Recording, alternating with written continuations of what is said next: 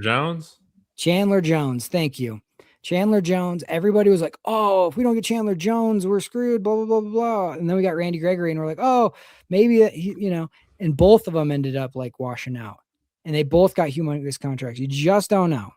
Like, it's underwhelming, no doubt. But you can lose your season if you overpay today. So I think they're just kind of biding their time, and they did make moves to get money. So I think they have a plan in mind. Now, again, a week after the draft, a day after the draft, I'm either going to be like, I understand what they were doing, or I have no idea what they were doing. I think they're setting up for certain people in the draft, but we'll see. But why do you need to open up cap space? Mark, I guess, like, what are your thoughts on this whole thing, man? Is there a plan left? No, I don't think so. It's an F- of an offseason, and I don't want to be like this negative Nancy the whole time because it's not like my style. But I think anyone saying that this was the Broncos' plan the whole time is just lying to themselves. I think that they got outbid, outplanned, and prepared for specific guys they wanted, maybe one or two, and then they just settled. Otherwise, they would have gotten these deals done with their current players before free agency even started. Makes no sense. It makes zero sense to me. I don't think that. I just think that they had a plan and it went to shit right away. It was it's almost unexplainable. And I think the fact that like I have to like defend the reason why I think it's unexplainable is like on Twitter and all that, which is Twitter's Twitter, but that's what gets really frustrating is the fact that like, listen, if the Broncos' plan was to just re-sign all their guys and run it back again, that's cool. But don't sell us this whole like we need to be aggressive. We understand the window. We have the dead money's gone, blah blah blah, and then just be like, oh no, we just love our guys. We wanted to have all of our guys back. Like you can bring your guys back, that's fine.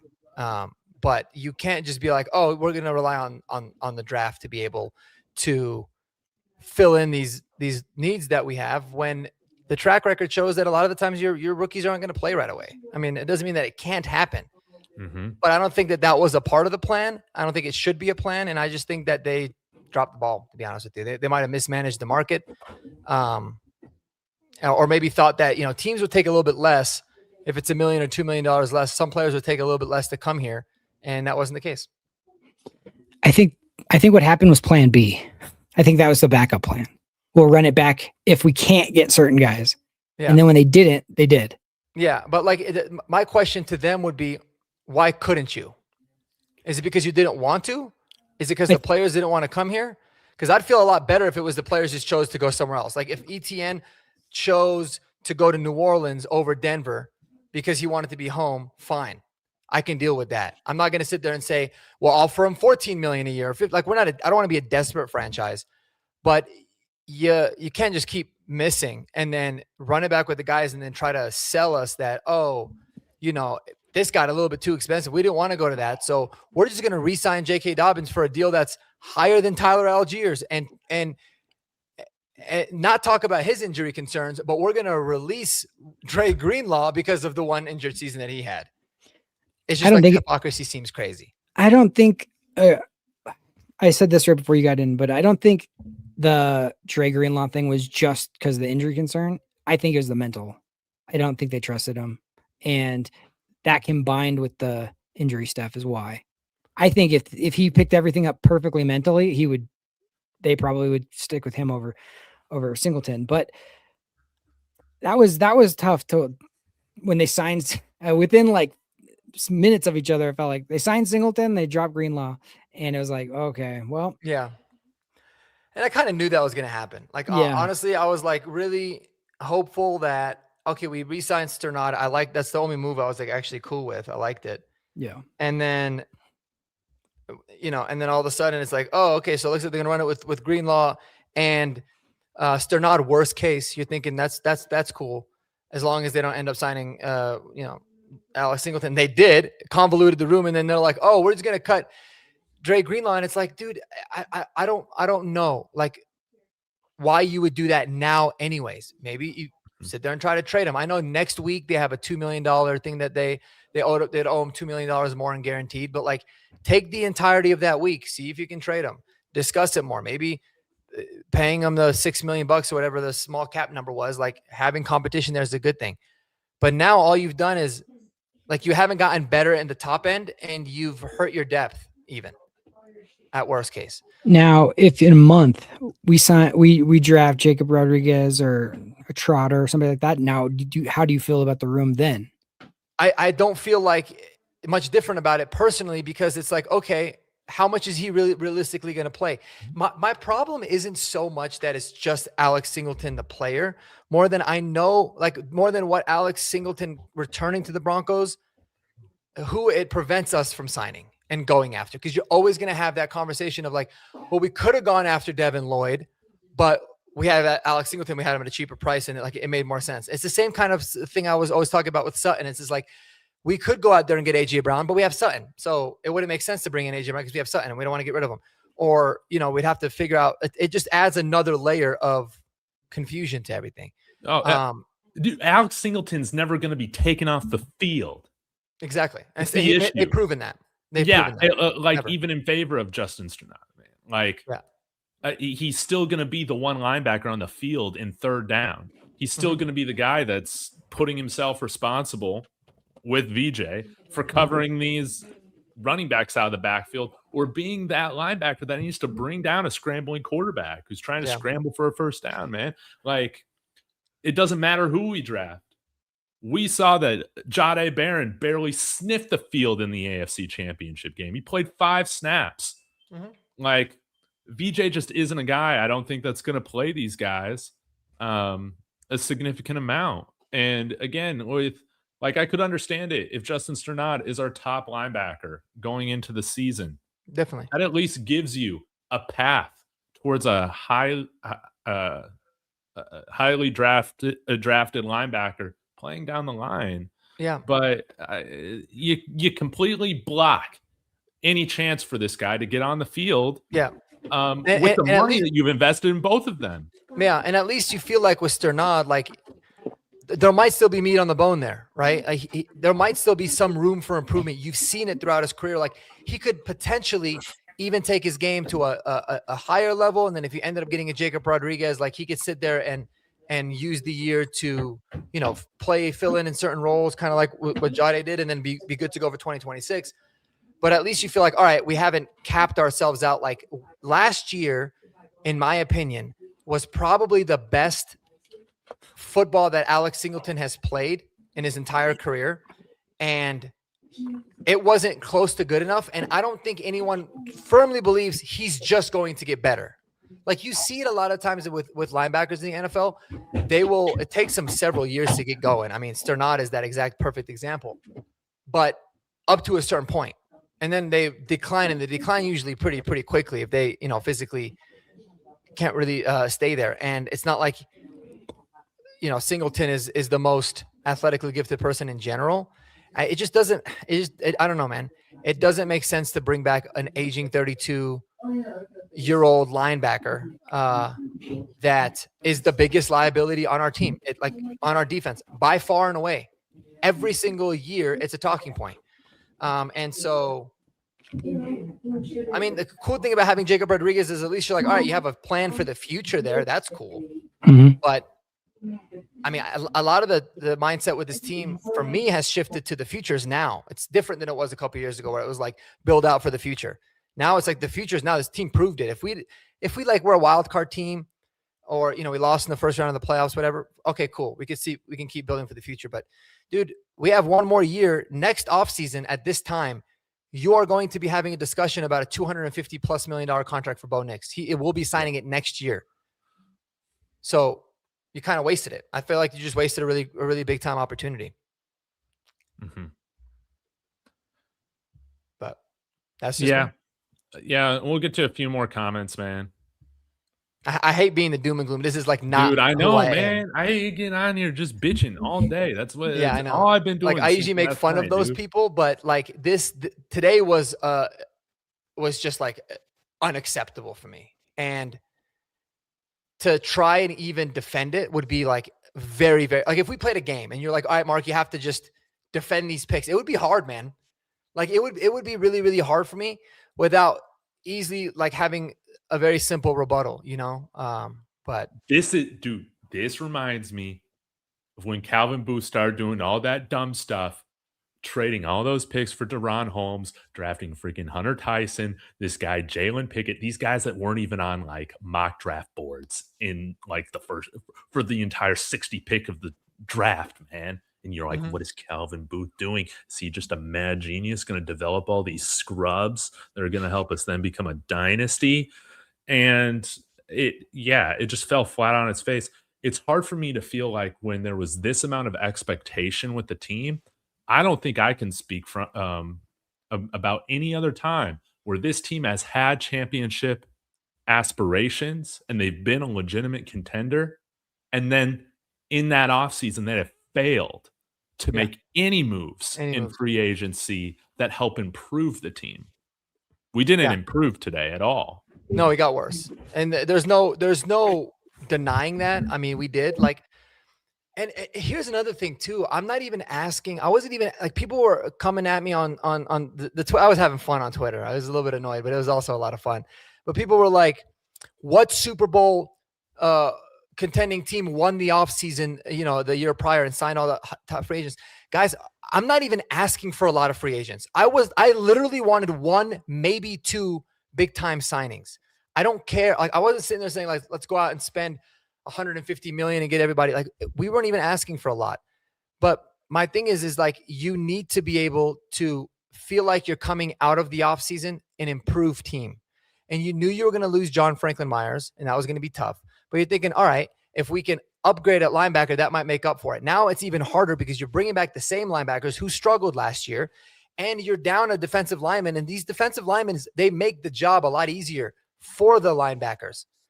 So, and you can make the argument that they covered up a lot of the flaws that the linebackers had, not even just Singleton, the unit as a whole.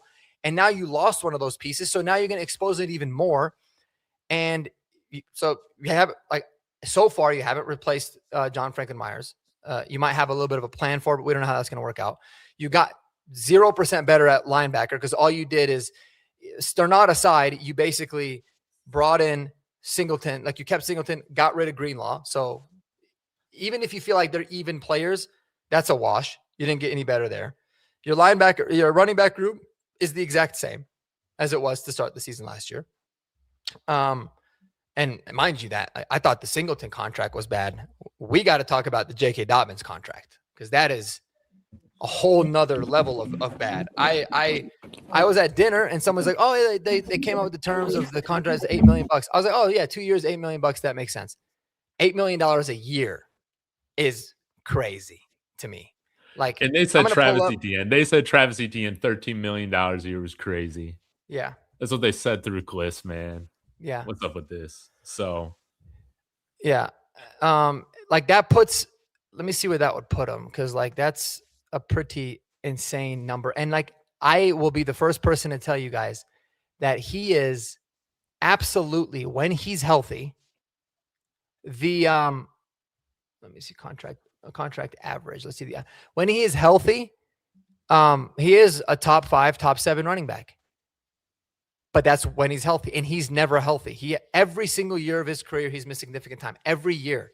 Some unlucky, some maybe a trend, but you'll be fooling yourself if you're like, well, he's going to be healthy this year. Like, okay, if he's healthy this year, it's a good contract. But I mean, it just to me it's crazy. Like we were willing to trade a draft pick, in exchange for David Montgomery. And we missed out on that, and then we end up going with JK, and we give him even more money. It just doesn't. For me, and nothing really adds up, man. It's weird. No, dude.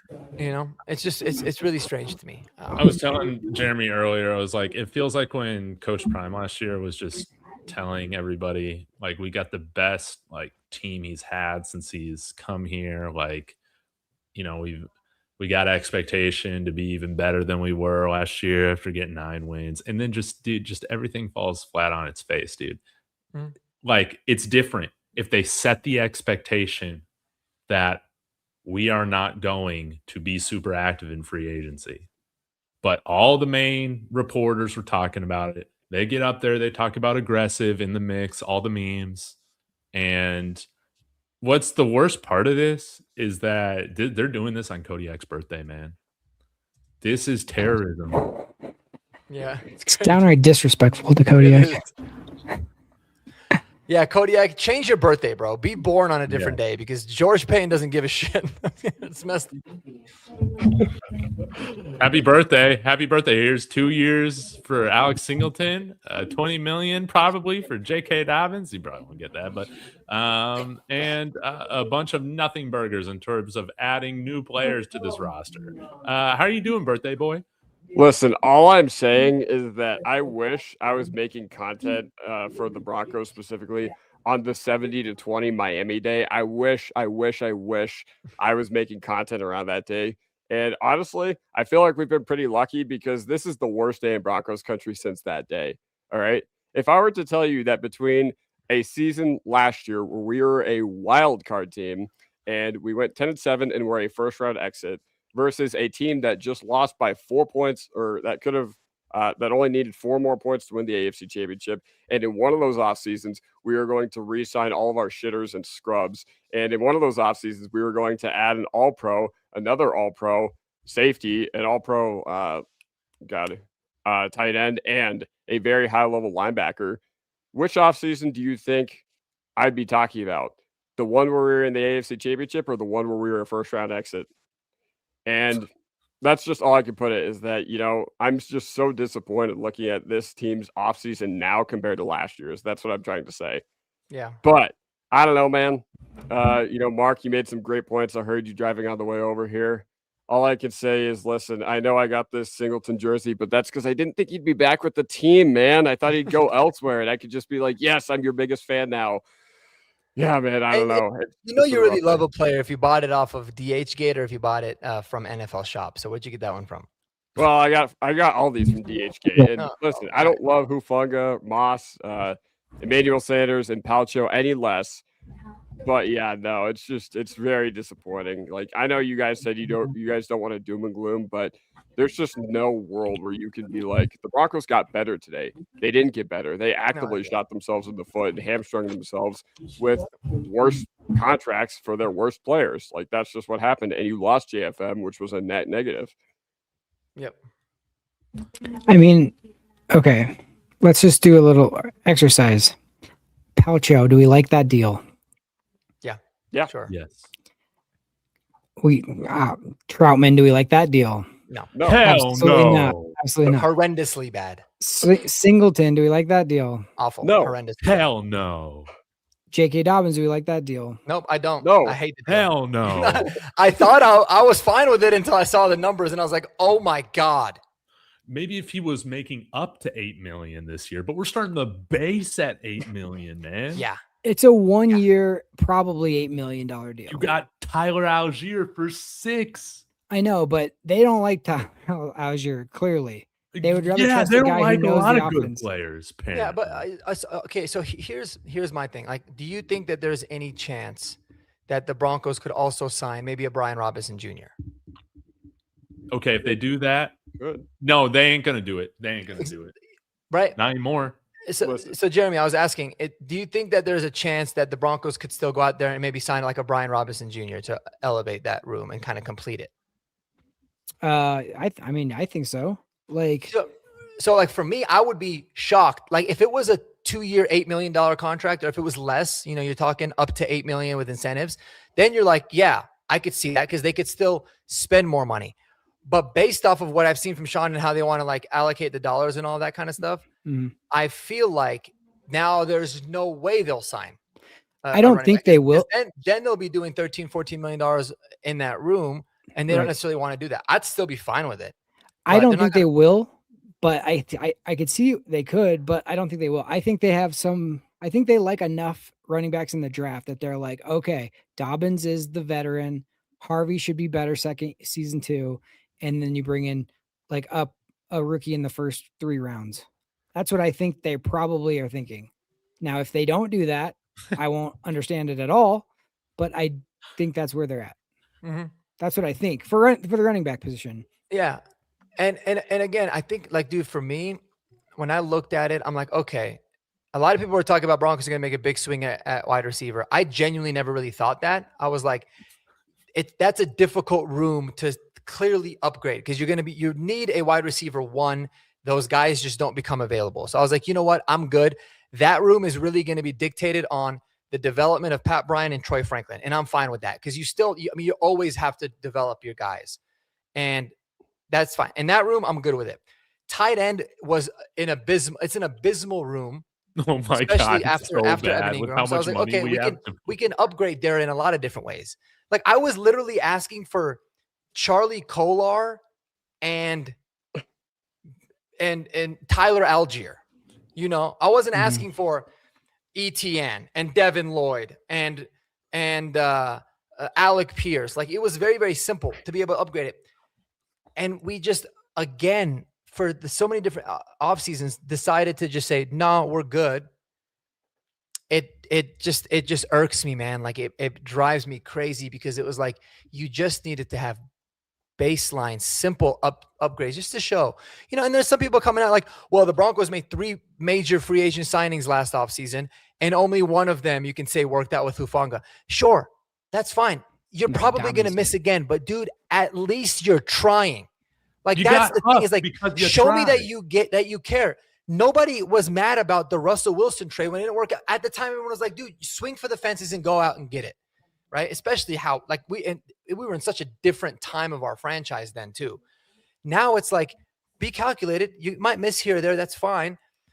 But you know, at least you're showing that you have some sort of a plan or a vision and you're like, I want to upgrade here. And if it works, not if otherwise you can live. I don't think anybody would be pissed off at George Payton if he tried genuinely to go out there and fix the running back and fix the tight end room and it didn't work out. They'd be like, man, he did what he had to do. It just didn't work out. It sucks. It is what it is.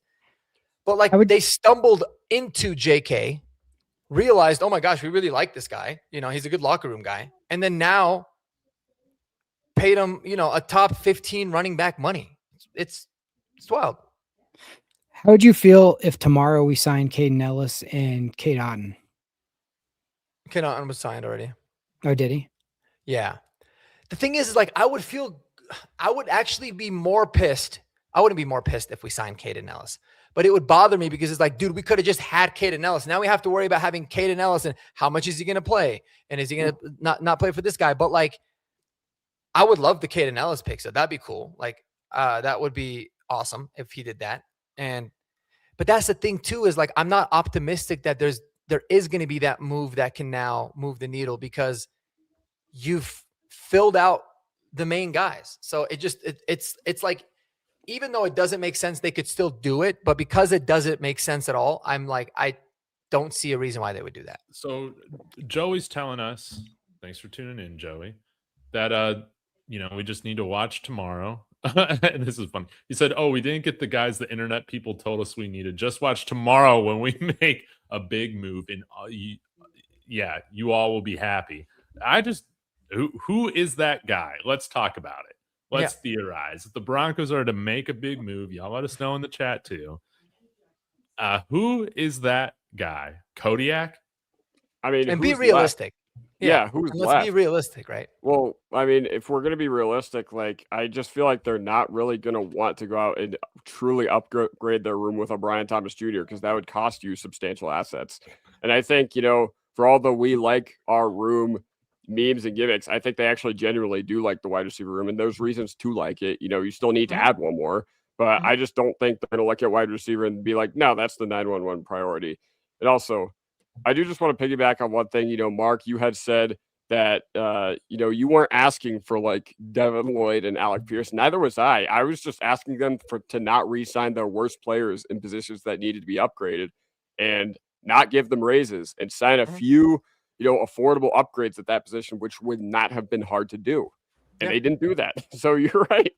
Like, what do we do? And then, you know, you talked about Brian Robinson. You know, I think it's more likely, while I would like that at this point, I think it's more likely Jaleel comes back because they seem to really value the familiarity. Like, I don't know what it is, but I think it's very, very likely. God. It is. No, it is. At this point, it is. It really is. Yeah. Like, I'm not even letting it bother Jaleel. me anymore. Yeah, no, Kroll and Jaleel, man. I'm kind of already penciling them in as Broncos this upcoming year. I don't know why the front office looks at what they've done and they're just like, we want to re-sign these guys actively.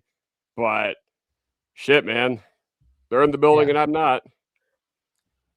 Yeah, and I'm curious what Drader87 says. Show me how you guys understand contracts, which I can clarify if you need. You haven't yet, and these are still unofficial. I don't know what the point of it is, but even if you wanted to compare, like any of the free agents that we wanted signed that got signed for the deals that they got signed to are not hamstringing you for the next 4 or 5 years if they don't work out anyways. Like all of them are basically maximum 2-year commitments for the guys that we were looking at. Tyler Algier was a 1-year commitment. Kate Otten, okay, 3 years, 30 million, 2 million of that is guaranteed. Like it's not like you're dying. And the cap number is going to go up 10, 12, $15 million next year. So just roll it into that. And it's basically a wash. So there wasn't any contracts where I was like, man, I really wanted, the Broncos to get Alec Pierce at $120 million. I don't think anybody wanted that. I would have been like, holy shit, that's crazy. Like it'd have been exciting, but I'd have been like, oh, it's a little steep. But it's like, these are simple contracts that you can get out of if it doesn't work out. I mean, look at the Greenlaw deal is perfect proof of that. Like you just moved on from them. No problem. Saved cap space. You could have done the same thing with Evan Ingram if you wanted to. So it's funny money, man. This whole, like, we don't have the money is a bullshit excuse. It just is. This is a crazy stat here, courtesy of Jason Bishop NFL on Twitter. If you're not following him on Twitter, you should. The Broncos are paying more for Singleton and Sternad, including dead cap from Greenlaw, than they would have for just signing Devin Lloyd outright. That's crazy. Yeah. That's terrible. It's just roster mismanagement. And yeah, like you said, you don't want to be like doom and gloom, but like you said, like when we've been far into the playoffs, at least the next offseasons, historically, we've done something as a franchise. Okay. This upcoming offseason, after making it to the AFC Championship, we have done nothing except get net worse. You lost Franklin Myers, who is combined 10 times more talented than all the guys you signed today. Well, maybe it's unfair to group Dobbins in there, but yeah, no, like Singleton, like Troutman, like you actively rewarded the worst players on your team with bad contracts. And we're going to sit here in September and October, and it's going to look like the 2025 season all over again. It's hard for me to, think that our defense is going to look any different besides worse without JFM. So then we're going to be, sitting here on Horsepower Hour, and we're going to be like, man, the run game sucks. The tight end room is bad. The linebackers can't cover. And we're going to be like, dang, we were talking about this back in March. Why didn't they do anything about it? I got some other names here. We can talk about it. Matt, I wish you could be GM tonight, but all right. Justin Jefferson. Jettas. All right. Jettas. That's not Jahmyr Gibbs. If the Broncos made a trade for Justin Jefferson tomorrow, that would be the ultimate and totally redeem yourself move. Yeah.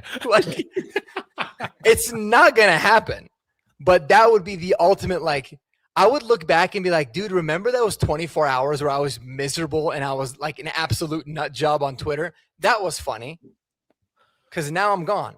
But instead, what we're going to end up doing is retweeting tweets like this that say, the Jaguars are releasing veteran tight end Johnny Munt, per source, a top blocking tight end, and now on the market. And us having to discuss, well, if he's a top blocking tight end, and we already have a top blocking tight end, according to our front office on the team, can we have 2 top blocking tight ends? I don't think it would make sense. Those are the kinds of discussions that we're now having instead of going for the big wigs. But we have 1 blocking tight end and 1 fake blocking tight end on the team. And the Broncos can't afford JJ. Guys, I'm telling you all, because I love you. We can afford anybody that we really wanted to afford. It is not real money. You can move things around. Look at what the Chiefs did. It doesn't mean be stupid and sign whoever you want. But if the Saints, who yes, 2 days ago we're like negative $30 million in the cap, can go out and get ETN and one of the top corners and spend all this money. Guys, stop kidding ourselves. Of course we can afford it. It is a media spin that you're either like that they're just trying to sell to you. And if you don't want to spend the money, that's fine. But that's a different conversation. Don't want to spend the money versus can't afford it are very different, right? Like growing up, I always thought when my dad was like, oh no, anytime he's like, no, I don't want to get that. It's too expensive. I thought it was because we couldn't afford it. And then I realized when I was an adult, no, he just didn't want to buy it. Like, we can afford it, dude. Very much so. But again, so I'll give you guys a realistic name. How about this one? Okay. Yeah. Because it was someone that has been tied to Broncos country. Broncos go and get Romeo Dobbs. All right. Sell us on Romeo Dobbs fit with this offense with the other weapons we got. Just help me see the vision. Okay. Well, it's exactly my point. Like, I don't think it would be a fine signing. But my point is that like, that's why when I looked at the wide receiver room, because I only picked the wide receiver because that's the only position of need that we actually haven't made a move at yet. Right. Because I feel like the move with Dobbins kind of takes us out of most of the veteran running backs.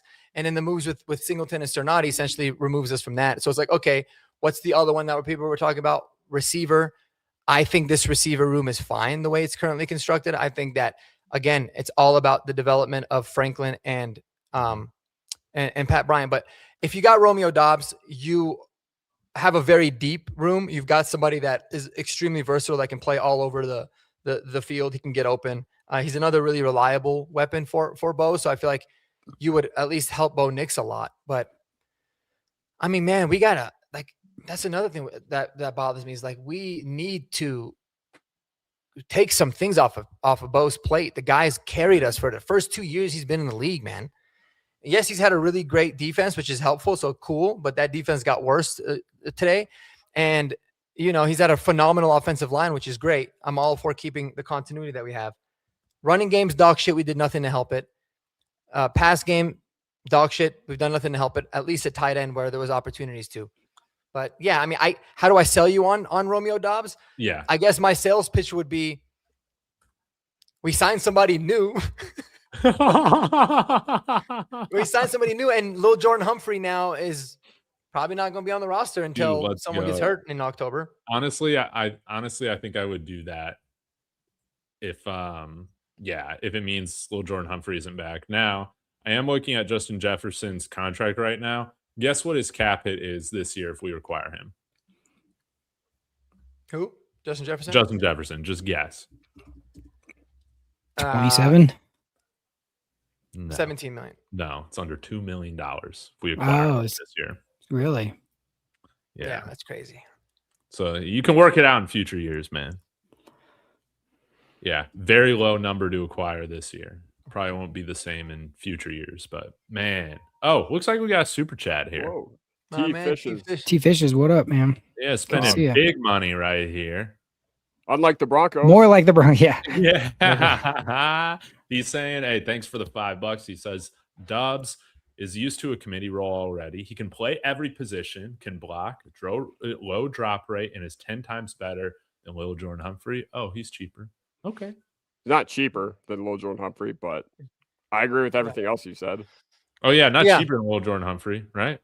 No way. No, but here's kind of another side to that, right? So if I mean, do we all agree that like the best chances of our wide receiver room getting better is just by the development of the guys that we have? I think we've all, and I feel like a lot of Broncos country believes that, which is a fair assessment in that room particularly. Yeah. The downfall about bringing Dobbs is, yes, this year the room is probably better because you're bringing a talented player, but you're also hindering the growth of a lot of these guys too, because now they're not going to be playing as much. What's their role going to look like?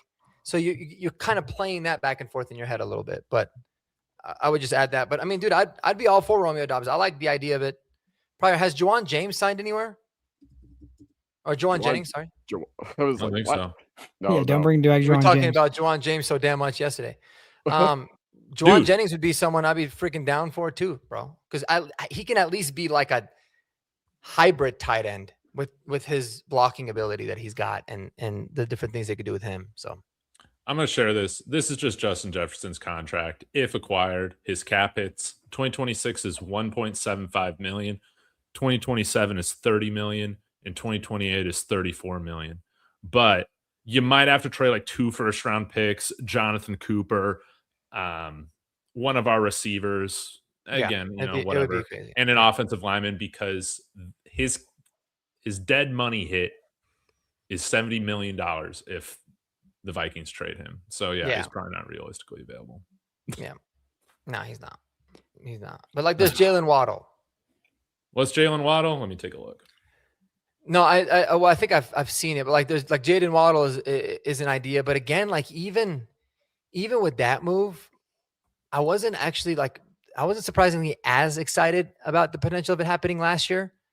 I would have been for it, but that doesn't really like make me that happy either, to be honest, because I don't know like if that's the style of receiver that we really need. But Marcky still looks shook from his Juwan cap James. this year would be 1.8 if acquired, then 24, and then 27 million. Dead money for Miami is only 11 million. Mm-hmm. So it's more feasible. Yeah, I have a tough time thinking that they would do that now at this point. They got Malik Willis too. They got to take on a lot of dead cap. So. Man, but one can dream. Let me take a look at Brian Thomas. Well, I guess he's on a rookie deal, so yeah, you could trade for him easily. Yeah, what do you guys think it would take to acquire him? I think it would probably take this year's first and maybe a second next year. It's too much, I think. Yeah, or you might be able to give like a first and a third this year. I think a first is pushing it, honestly, at this point.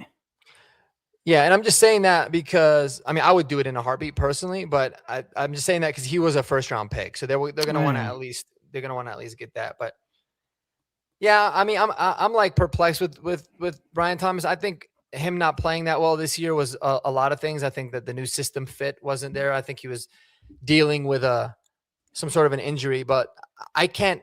You can't just ignore what the hell that guy did in his rookie season. No. I mean, he was dominant as a rookie. He had a better, like his stats and him going over 1,200 yards, almost 1,300 yards in his rookie season was the most of any Broncos wide receiver in a season since Demaryius Thomas. And that was in his rookie season. Wow. So the guy's a special talent, man. But again, you don't know. Maybe there's locker room stuff. I mean, why are they getting rid of him? Right? Maybe it's as simple as it's not a fit to the offense. If that's the case, cool, go get him. But I mean, those are questions that you have to ask. But dude, like, yeah, Brian Thomas raises the hell out of the floor of the ceiling, in my opinion, based off of what I know and have seen. Yeah.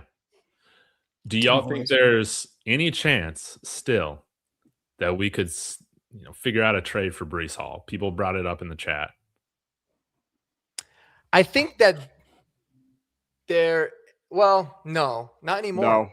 No, I don't think so. I think because you got to pay him. Contract. Yeah, with the Dobbins contract, I think it's more likely you draft somebody than you Then you go out there and get 2 expensive running backs. And by expensive, I mean like market value contract running backs.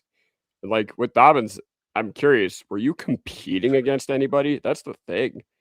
Like, were you competing, David, you brought up that point yesterday with Calvin Booth and how he literally just hopped on the phone with, whoever, Phoenix. And it was just and you were just like, he just offered a random second round pick, 2 minutes later, even though they didn't hear from anybody. So, yeah, you're right. Sorry, I got a little sidetracked, but that's well, man, you got to repay him. I mean, you got to pay him more than what ETN got. Yeah, ETN money. So now you're talking $20 million, $21 million a year for your running backs, plus giving away a pick. Which, listen, dude, I'm not gonna lie. Like, I'd still be good with it. I'd be like, at least we were spending a lot, but shit, at least we did something like really, really, really good. And for me, it would be like, all right, it's 1 year of JK. Because if JK Dobbins ends up being healthy the entire season, and you got Breece Hall and you're running that 1-2 combo, that's ridiculous. But I just don't see it being realistic at all. What if their plan was like, yeah, we just want to make sure JK's here. We're going to give him incentives, and then we'll bring in Breece Hall to make sure he never reaches any of them. We have our $8 million insurance back that we know will give us 10 games. Yeah. That's the only way my mad scientist mind can make sense of it. And it would make sense if if it was an incentive-based contract, but he's got at least the first year guaranteed. Dude, he got it. He's gonna get that whole thing on Wednesday. Yeah. And you know what? Like, if you're going to take that route with Breece Hall, at least you get a substantial upgrade in this running back room. Okay. At least when J.K. Dobbins goes down, you're just like, okay, we have Breece Hall. And you're not like, it's not like this past year where you're just like, all right, we'll see what RJ Harvey's got. You have one of the NFL's premier proven playmakers at the running back position. So you know what? I kind of like it. I kind of like the thought process because with Breece, with Dobbins, if you still can't run the ball, that with those guys and, having Harvey as the change of pace guy who can catch out of the backfield, if you can't run the ball with that room, you're just never going to be able to do it with this regime. That's just the reality of the situation. But yeah, I don't know. You're kind of onto something. Maybe we need to spike up the Breece Hall agenda once again. Dude, I know. It's like the only thing left to do. There's one more person that I think Luke brought up, or there's two. Juwan Jennings. Who would you rather have between him or Romeo Dubs? Him. I'd rather have Juwan Jennings. Yeah. At this point. Probably. Yeah. Because I feel like there's a clear fit.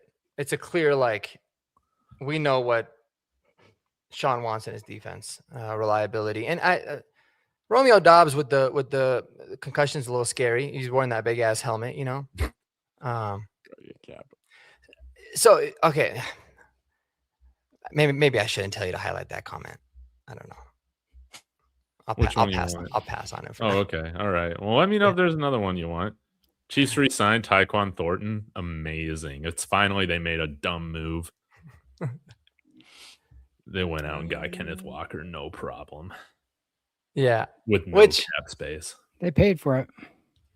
Yeah. They did. How much was that contract? Etienne's was more though, 14, right? 14, I think.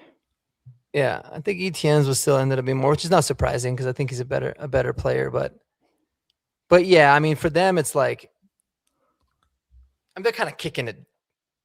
I feel like they're kind of almost ignoring this year in a way because of the Mahomes injury. Like whenever he gets back, but I think they're just like we have to have somebody that can just take a lot of load off of Mahomes. Yeah, coming back off of a knee injury. Yeah, it'd be really nice if we did that for our quarterback that broke his ankle. That'd be cool. But yeah, I mean, Ken Walker isn't good, man. Dude, Austin Eckler, man, we're getting into the scrap heaps now. Yeah, to say Kenny Walker isn't good. Like, listen, I think Etienne was better, and I feel like he got a little bit of a Super Bowl MVP tax, but isn't good. Come on now. Man. Yeah, he's pretty damn good, bro. I'll tell you that. Like, at least at running the football. He might not be complete, but he is very good. Yeah, exactly. Yeah. Again, running back, I can deal with $8 million for Dobbins if we draft Price, Coleman, or Washington. I'm 100% psyched about that room, honestly. Like, I'm not bummed out about that room at all. So I don't want people to get that. Again, I honestly do feel like this draft could set us up for long-term success. I think that they just wanted people they could trust. And that was, I know we always want the shiny object, but I just don't think that's where Sean and we got a new play caller. So we'll see. Nah, man, we need some character concerns on this team, man. On the defense, not on the offense. Alvin Kamara got suspended from Tennessee, all this sorts of stuff. It didn't play a lot, right? Man, we need to start taking some shots. So that's what I'm going to say. Our player we're going to bring in, that's going to be our MVP, like J.K. Dobbins was this past year. You guys get ready for it. I'm just the messenger. It's Stephon Diggs. No. He's coming here. Get ready. I am on the Baptist probably is right now. We loved him. We loved him last year. Here's the thing. Why do we want people? Why do we want players where they always go to a new team and then that team doesn't want them after 1 year? That's a bad sign, man. We just need them for 1 year. I think we're good. I think it would be an absolutely terrible move. Yeah, I don't. It's been a terrible offseason, and I am all the way out on Stephon Diggs for sure. Dude, are you serious? Okay, if everything checks out, man. It already hasn't checked out. No, dude. No, he got cut by the Patriots, who made it to the Super Bowl, and they don't have anybody catching the football. Like, they literally have no receivers. No, they got no. Yeah, you're right. They didn't pay out. They're like, yeah, we're good. We're gonna roll with Kayshawn Booty over him. Like, that in and of itself is a really big red flag to me. Don't. And does he have a pending murder charge or something, or not murder charge? Strangulation. Strangulation. Right. Sorry. I know. He's got a chokehold on David. I know that. Yeah, exactly. I know it's not good. It's not good. But that's where we're at. Stephon Diggs is the only man that can save this offense now. So that's how far we've fallen. That's how far we've fallen to where we're talking about. We don't got the stones to go trade Cortland Sutton in change for AJ Brown. We don't got the stones to do that. We're trying to win a Super Bowl through the power of friendship. It's the corniest shit I've ever seen. Yeah. But that's like what we're trying to do right now. But like, okay, so I'll give you guys an example, like what Monarchist 02 said, right? And maybe he's joking, maybe he's serious. And just to show you guys that we're actually not just out of our minds and in this fantasy football reality world that we live in, okay? If the Broncos made this move, it would be terrible. Like, giving up Sutton and Franklin and a first-round pick and a third-round pick for Garrett Wilson, and you sign Dobbs, that's a dog shit move. That doesn't really do anything. You're just killing your resources. So I wanted to say that, which is crazy that I have to, just to show you guys that, like, there's sanity there, and we weren't asking for too much. We just didn't want shitty players back on expensive contracts. And that's what we got. You know, and if it's another team's shitty player, right, there's always that mantra of like, well, maybe in this system and in this environment, they're a lot better. We've seen that. We've done a really good job of getting guys like Brandon Jones wasn't a good safety. He comes here, he ends up being a stud. So there's examples of that. But we know they suck in the system because we watched them for 3 years. And all they're doing is getting older and more expensive. And we've decided to keep rolling with them. It's crazy. Here's what I will say, to give a little bit of sunlight to this.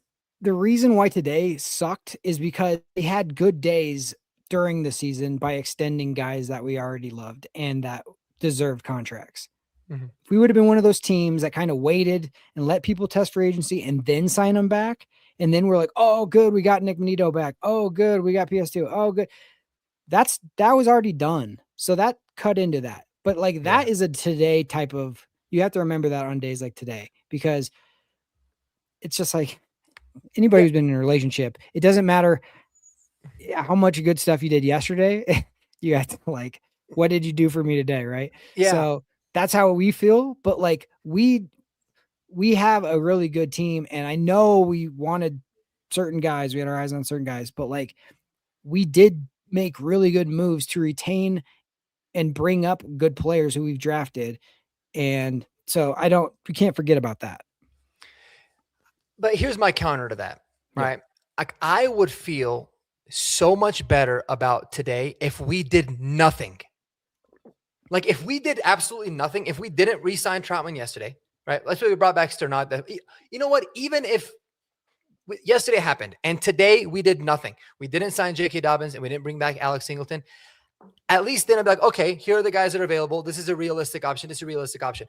The problem is we brought those guys back and now nothing is really a realistic option aside from guys that were like Sky Moore that are being brought up in the chat right now. If we didn't sign anybody, at least they'd be like, all right, we opened up the cap space. Things are happening. Like I went live earlier and dude, I don't know if you saw it, David. I had like the worst live session of my life because I went on live. I was on there. I was in a good mentality. I was trying to be positive. I was like, listen, we're freeing up cap space. There's still a lot of guys that we can get. And during that live, that 45 minutes. Sorry, I broke the news. I'm sorry. In that 45 minutes, Alex Singleton gets signed and Dre Greenlaw gets cut. And I was like, oh, now it's over. And it's not just strictly the players that we brought back. It's just because of what it means that we're not going to do. That's kind of the thing for me. And it's like, yeah, I love the fact that we got ahead and we signed a lot of these players. But man, we haven't. We certainly have not improved, and I don't think anybody can agree that we've gotten better today. Doesn't mean that can't change, but we have not improved as a football team today. And out of the 5 moves that were made, I like 3 of them. I dislike 2 of them. So, I mean, it's not the sky's not falling. I like Strnad. I like Palczewski, and I like the Dobbins one in the situation. I obviously don't like Singleton and Troutman. I would have preferred Bellinger and a different guy on defense, but like, I don't know what it is about Vance Joseph. Vance Joseph has it bad for Singleton. He trusts Singleton. He can trust, like, he's going to relay it, all that kind of stuff.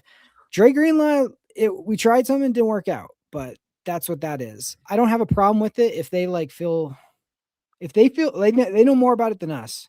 But yeah, those are the 2 that, like you said, if they wouldn't have done those 2, I'd feel better. I just think that the Greenlaw release, like, okay, to free up that $6 million, you better use that for something legitimate. Because for me, it's like, okay, at least you can sit there and say, hey man, like, if Dre Greenlaw can be healthy this year and he can have a really good year, you can see a bump there. Cool. Like, I can deal with Singleton and Greenlaw if Greenlaw's playing better and Singleton at least plays how he did last year. Okay, you can kind of work with that. But then you just get rid of them and you're like, okay, we're literally back to square one. Literally. Like, that's what's insane. That's what's crazy to me. Our big prize free agent, the big guy we went for last year was Greenlaw, okay? Because we had the understanding that we knew we had a hole at linebacker. So you signed a guy. Fine. You got rid of that guy is nothing. But now all of a sudden it's to think, oh, after 1 year, everyone got older. Like, now we don't have a problem there anymore. Like, that. How did that problem disappear from last year to this offseason? No, it didn't disappear. But like, I don't think Greenlaw like was gonna be the fix. So they moved on. Like, they folded that hand. That was. That's just fine. what that was. I mean, that's fine, but I mean, if he's not the fix, but Singleton is, then that's a problem. I think Singleton's like the backup, the back burner. Like, we better have somebody that can call the defense, that knows what they're doing. That, I think that's what that is. No, he's the highest paid linebacker on our team. Well, yeah, on our team. We don't have good linebackers on our team. Like, that's not saying that much. But they think they do. Yeah, they reinvested into the worst part of the team. And Mark said, if Singleton were to just move on, fantastic. You start from square one, whatever. That's perfectly fine. But you are actively reinvesting into the worst parts of your team. And he kept us from being the league's best defense because the Texans have better linebackers than you. And honestly, I feel like that was the only real difference from this past year. I just don't see him ever leaving the field this year. But if you draft a linebacker early and you have somebody like him who will bring him along and teach him, like, that's probably, like, hopefully that's what they're going for. But like, I understand in the moment, it's like, oh, that's not what I want right now. It's a peanut butter and jelly sandwich to get me to tonight where I'm eating steak. Yeah. You know what I mean? Like, but like, nobody's excited about the peanut butter and jelly sandwich to get you there. You know what I mean? That's where it's at. Yeah. But you also have a massive hole now at defensive end. Dude, big time. You do, and you're relying on 33 snaps Savion Jones to bail you out of that. And like, I know that, listen, I'm not opposed to it being a redshirt year for Savion Jones, but he cannot be the plan. Okay. Yep. Or the reason I think he can't be the plan is because he was a game day inactive on, 17% of your regular season games, or no, 14 out of your 17. That's what I was trying to say. So like, I just don't think it's plug and play. It's proven in 2023, we had Jonathan Harris next to Zach Allen. Zach Allen sucked that year. I was like, man, Zach Allen is a really big disappointment in the first year of his rookie contract because the guy next to him, Jonathan Harris, he was making up for a lot of his deficiencies. And I don't want to go that same route with Savion. Mm-hmm. But Vance Joseph won't play rookies at like hardly ever. So I can't go off of that. He didn't play Jones. He didn't play Barron. Like, this next season will tell us a lot on those guys. But when you did see them, they flashed immediately. All those guys did. So maybe they like the team coming up behind better than we know. We don't get to see the practices. We don't get to see that. Yeah. So I don't know. That could be that, but I just don't still think we'll probably sign Cam Jordan too. That just makes a lot of sense. I would honestly be down for that, man. It's a good bridge. Yeah. Because you're right. Like, Jordan does salvage part of this free agent. It does. And the thing is like, I mean, I agree with you, Jeremy, in the sense of like, with Savion Jones, you are going to kind of have to do a lot of experimenting. We kind of knew that. Like, that's the reason we drafted him last year and tried to develop him. Like, those things are inevitably going to have to happen. And I was hoping that the whole idea is, okay, you lose that to use the resources to be able to fill somewhere else. And just the fact that we haven't done that is frustrating. But I mean, we'll see. Cam Jordan would be helpful though. Yeah, for sure. I want to give a shout out really quick because we didn't shout him out, but $2 super chat. Spoonster. Spoonster. Yeah, he wants a first and second for Justin Jefferson. Then you draft a linebacker. Sign me up. If you can convince the Vikings to do that, then yes. Yeah. Absolutely. Yeah, they want to do it. Their new GM is not going to start off like that. Yeah, no. Trade Jefferson, take on a $70 million cap hit. We should have tried to take advantage of the old GM when we felt like he's probably going to get fired. Man. We're like, you know what? Let's just have him go out with a bang. Let's be real, man. Our GM would be fleeced on whatever trade would happen, man. We're going to get fleeced. We're going to get fleeced on the contract. You know, that's just what it is, man. I can't believe Charlie Kohler signed for only $8 million a year, man, with freaking LA, dude. LA doing, they're drafting all the guys we want. They're always signing the guys we want. Yeah. What's up with that, man? We should just, no, we're not going to be Chargers fans. Come on now. We're Bo Nix fans. Come on, we're Broncos fans. No, we are. I mean, but I think Ayoma, Wazarike, and Malcolm Roach, those guys are the plan. We like those deals. Yeah, I like those deals. And I thought Malcolm Roach played probably the best year of his career this past year. Yep. He's a dog. No, listen, man. Okay. I said it a lot. Like George Payton, from getting guys at a good value, he's knocked it out of the park. Yeah. Right. Until now. Doesn't mean, but now, like the thing is we were just wanting that one time where, okay, dude, you've done a great job with the value. We just need that really high upside one. You might not hit on it, but we need that one high upside signing. I've never been worried that the Broncos are going to get good value. Like that's been their MO, and it's been what's gotten us to this point. Like kudos there. That's great. That's not always going to work though. Like it's really good for teams trying to build something special, but it doesn't usually work for teams that are like, we're just going to keep running it back and hope. But yeah, he's a value shopper for sure.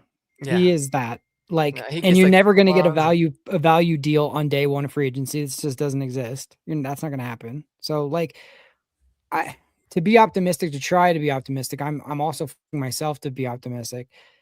We've read one chapter of the book of this offseason, and we don't know how the story is going to go. And you never, like, again, I just have seen so many times when teams and fan bases get so excited because they signed the guy that they really wanted, and then it didn't change anything or didn't move the needle or whatever. I just got to have patience.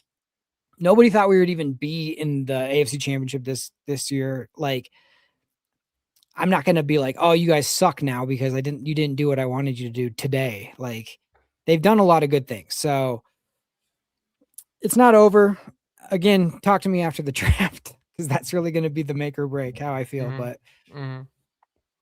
yeah, I mean, you do make some good points there, but one of the killer things about lack of aggression is Sean Payton, whenever somebody would ask him, all right, you finally get rid of the rust dead cap at this upcoming year, how will you react to it? He was just like, well, if I were to tell you that you could redecorate your house with a $50,000 grant or a $200,000 grant, then the one with the $200,000 grant would look nicer. But the problem is, I feel like he bought $50,000 worth of product with that $200,000 grant. That's the big problem there. So far. Yes, so far. But even then, like, who's still out there? And, I'm curious to see the dynamics, like who's really behind this offseason, because it looks drastically different from last offseason. Okay. I'll live with a Greenlaw miss or an Ingram miss if it means that you can get a Hufanga. Okay. I'll live with that. Mm-hmm. But what I can't respect is not even trying. I can't respect not even trying. But again, like I said, who says they didn't try? That just because you didn't come home with the girl didn't mean you didn't go up and talk to her for 45 minutes. Like I think they didn't try. You don't think so? No, I don't think so. You got so many things going in your favor, man. Like you can offer signing bonuses more than all these other. We got the richest owners in football. I think they're making half-assed efforts to try and nickel and dime guys to come here, and that just doesn't work in the NFL. I don't think that's what they. I think they did try, and then they got to a point that they're like, "This is the point where it's a bridge too far. We're not going there." Like, Yeah, and they overvalue their own guys. They overvalue their own guys. They put out through Kliss that ETN's contract was crazy at $13 million. Well, that's only a PR. for them to that's give a PR JK what they gave him, man. I think that's insane. No, well, here's the thing, though. Here's the thing about Sean Payton specifically is Sean Payton is not a get me the most talented team. Sean Payton is like, I need a specific type of guy on this team that will work with the way that I coach. And it doesn't mean you can just, this guy's so talented, just give me him. And he's very, very, very specific about the type of guy that he wants. So if he has targeted certain guys and then they got outpriced for it, or they thought it's not worth it, that's where it is. But they're not going to just go, oh, that guy's talented, so we'll spend a bunch on him. He's just not going to do that. That's just not who he is. I think it's smart overall, but it's on days like this, it's frustrating because we're like, damn, why didn't we get that guy? I got to trust Sean Payton because he does like the Pat Bryants of the drafts and those certain types of guys that he'll bring in. Now it's frustrating that you love Singleton and Troutman because you're like, those guys aren't talented enough. But like, I'm just telling you, Sean Payton is that dude where he's just like, I need this type of guy. You know, I don't care how hot the girl is, but she's got to be like somebody I can talk to. Yeah, but like, how are you going to know if these guys are like these types of guys unless you like bring them in? I mean, no, you could do some research. You could talk to some other guys, but he even said like we were so surprised by the type of person that J.K. Dobbins was. Like he figured out about J.K. Dobbins because they ultimately signed him. You know, but I mean, we know that particular like. But here's the reason I kind of think I wouldn't say that they didn't try. I think that would be like really naive, but.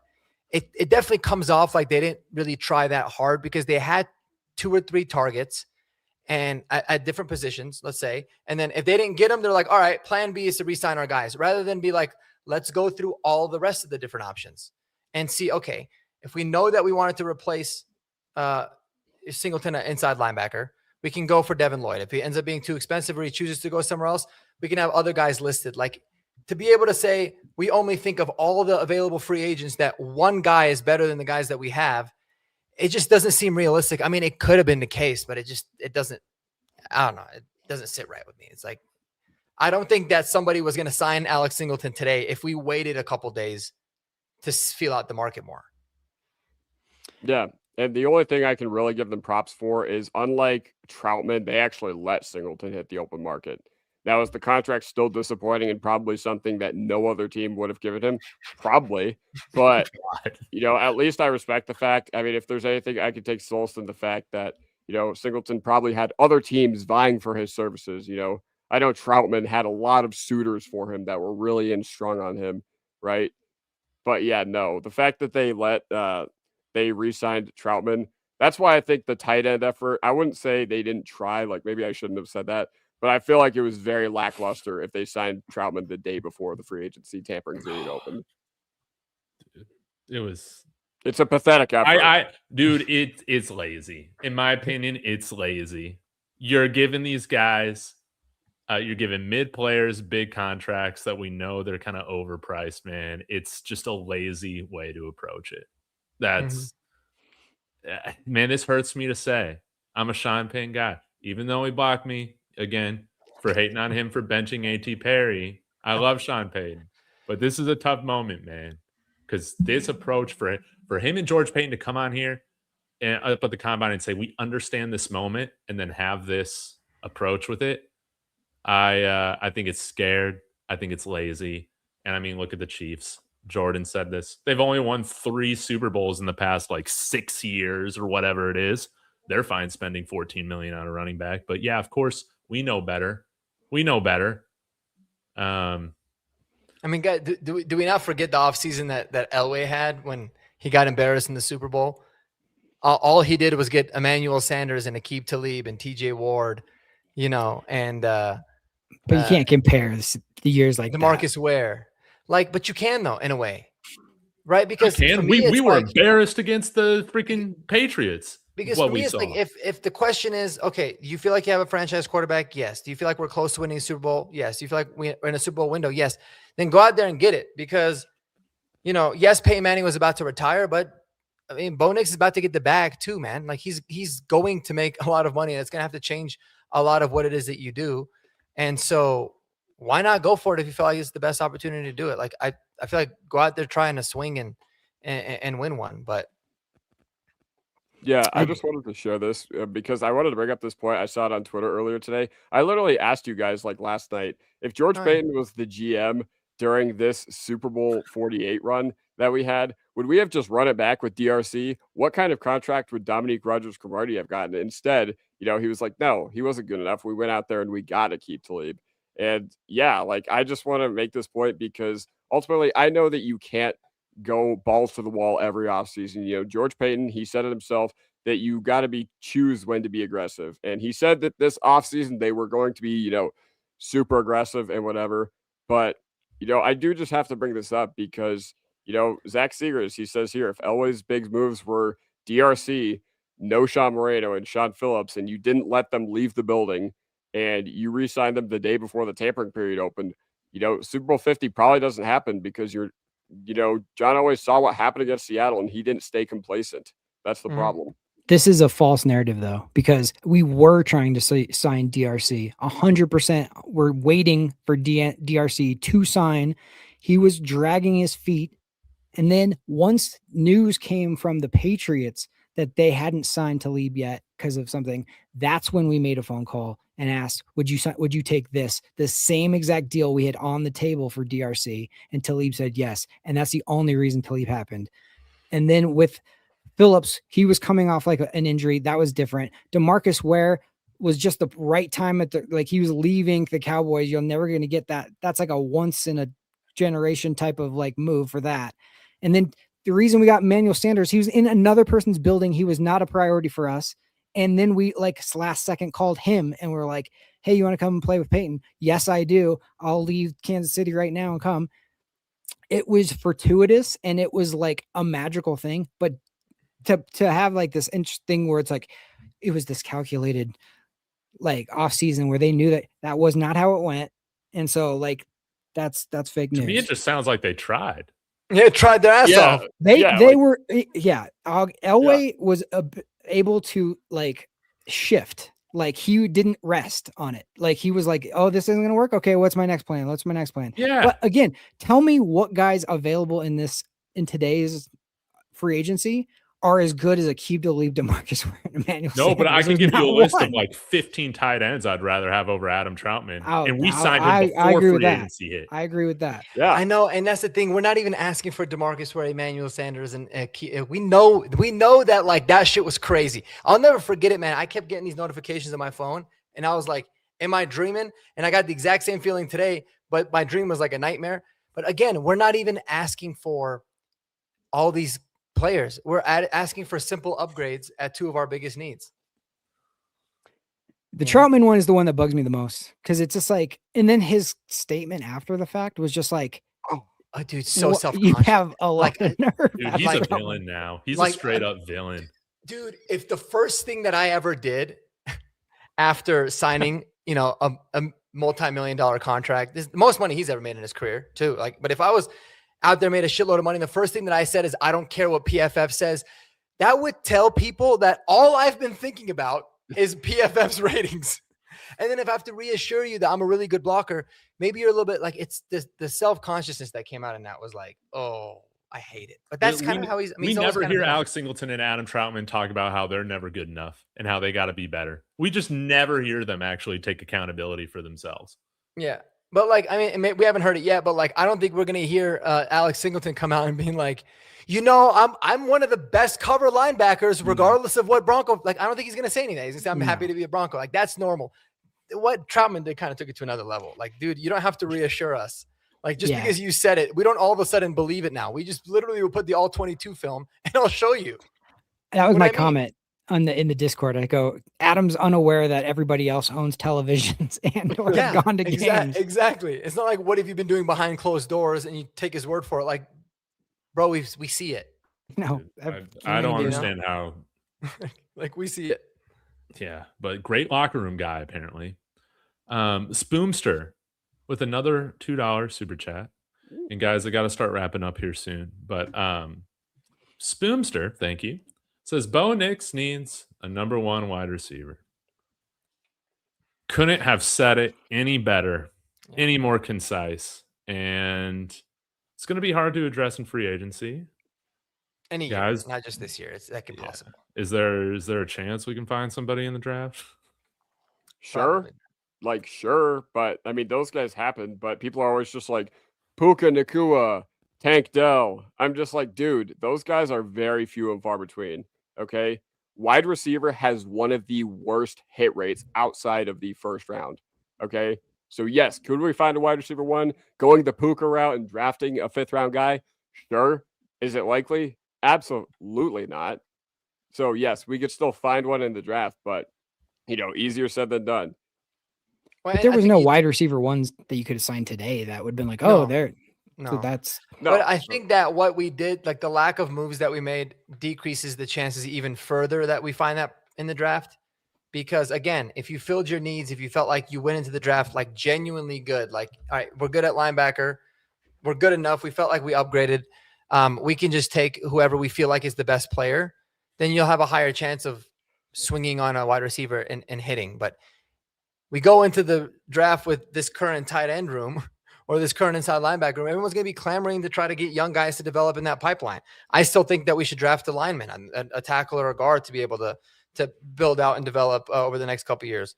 And so that's why these days like today had a lot of repercussions, even in the draft too. But yeah, maybe use a first and Mims and Brian Thomas Jr. Trade everything.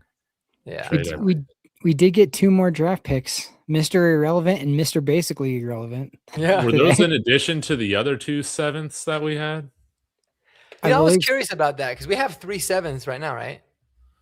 I'm not sure, but they made it seem like that they announced new ones today. So I think we have. Yeah, so we got like 11 draft picks this year.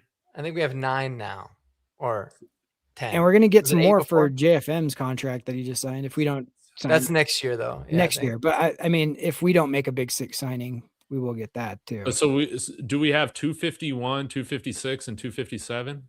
Yeah. Okay, I think so. Now we have 10 picks. No. Well, on we have 246. We have 246 is ours, and then the comps on PFF mock drafts. Obviously, that hasn't been updated, but it says 251 and 256. So maybe they just projected it, but I think it was taken into account, unless we got. But why would we have gotten 2 more 7s? Because these would have been from losing the punter last year in offseason and losing Javonte, right? It was Javonte and the punter. That's the other thing I want to bring up. We're not taking part in free agency so we can get a 4th round pick for JFM next year. That's also why. I know. Somebody in my TikTok comments was like, we're playing the comp pick game. I'm like, dude, I don't give a shit about the 2027 draft. We're trying to win it. We were just in the AFC Championship. So all the people like rationalizing the lack of aggression or like the beat writers, they're driving me insane, like you, Mark. I'll be the one to say on this show, like towards the end. I don't know if you guys already touched on it, but the fact that the beat writers are just like, this is a fantastic move. Like, listen, guys, you don't have to spill North Korea level propaganda to us. Just they have to do it to appease Sean. That's why they're doing it. Oh, dude, but I went in on the DNVR live today. I was dying because the comments were going nuts, and they were like, Benny was on there, and Benny Fowler was just keeping it real. He's like, I think it's disappointing, it's awful, blah blah blah, and they were like, he was like, what's the comment section look like? I can't see it, and they all like, it's not good. Like, stay away from me. He's like, I agree with the comments. I'm with the comments, but it was really funny because they were just like, I mean, they kind of admitted like you can only spin it so much, and dude, I don't even hate. Like, I hate the spin because it bothers me, but I look at it like, man, if that's what their job is to do, like, that's what their job is to do, I would absolutely quit my job. There's no way I could take that kind of, like, mental strength to actually put it out there of, like, let's try to make this sound good. Like, that would be a tough gig, man. It's their boys, man. Some of them actually do believe it, though, too. Yeah. Like, I don't know. If I was boys with Alex Singleton, I'd be like, hey, dog, like, I love you as a person, but I understand why they're tripping. I mean, this is what it is. Dude, you kind of suck at what you do, man. Like, it was tough, man. Like, if we had an average defense, fine, maybe. And that's the thing. I guess the fact that we had a really good defense, like, works against Alex Singleton. It does. Because if he was on an average to below average defense, you won't really notice him as much because everyone else kind of sucks. But, like, it's clear as day because we have guys dominating and he'd be a fan favorite on a bad defense. Yeah, exactly. He would be. Like, when we lost 70-20, no one was talking about, oh, Alex Singleton's the reason. We were talking about everybody. Mm-hmm. You know? Guys, I'm so sorry, but I got to be wrapping up. You're good, man. It's getting a little past my bedtime. But, guys, this has been a huge show for Horsepower Hour. Consistently over 300 viewers tonight collectively. This has been awesome. For everybody in the comment section, you guys were fantastic tonight. Hilarious. And only had to ban one person for like name calling. So you guys can have your opinions and make jokes. That's where I draw the line. So appreciate you guys. Please go subscribe to Jeremy, Mark, and Kodiak, especially for his birthday. Link is in the description. Kodiak, what's your next follower milestone you're looking to get to right now? Well, what is my next follower milestone? 2,000. Hopefully I can get that by the time week 1 kicks off against whoever.